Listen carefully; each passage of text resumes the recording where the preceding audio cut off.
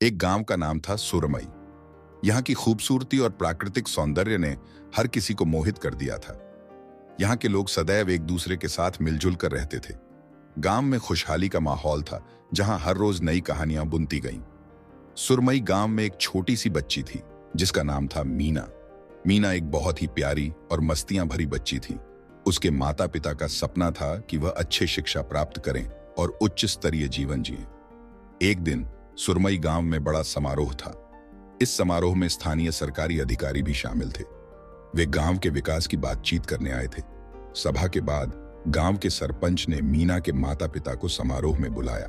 मुझे खुशी है कि आपकी बेटी मीना एक बहुत ही प्रतिभाशाली बच्ची है। हमें इसकी अच्छी शिक्षा की प्राप्ति के लिए कुछ करना चाहिए। हाँ, हम भी इसे अच्छी शिक्षा दिलाने के लिए तैयार हैं।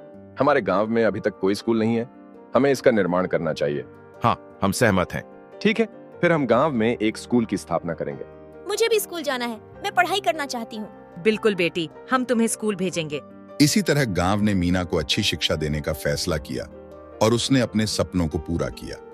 गांव के लोगों ने मीना के संघर्ष और सफलता को देखकर प्रेरित होकर और भी कई उपाय किए। उन्होंने गांव में और सुविधाओं को बढ़ाने के लिए कई योजनाएं बनाई।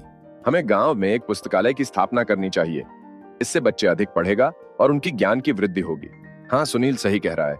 हमें और भी साहित्यिक संसाधन प्रदान करने की जरूरत है। इस तरह गांव के लोगों ने मिलकर अनेक उपायों को किया और गांव के विकास में योगदान दिया। कुछ समय बाद गांव में विकास के नए चेहरे नजर आने लगे। अब गांव में स्कूल, पुस्तकालय, कंप्यूटर केंद्र और अन्य सुविधाएं थीं। इससे गांव के लोगों का जीवन सुखमय और समृद्ध हो गया। मीना ने अपने सपनों को पूरा करने में बड़ी मेहनत की और उन्होंने अपने गांव को नए ऊंचाइयों तक पहुंचाया। उसकी साहसिक कहानी ने गांव के लोगों को प्रेरित किया और उन्हें एक नया आदर्श प्रदान किया। इस तरह सुरमई गांव ने अपने विकास की कहानी लिख दी और एक उज्जवल भविष्य की ओर बढ़ता रहा।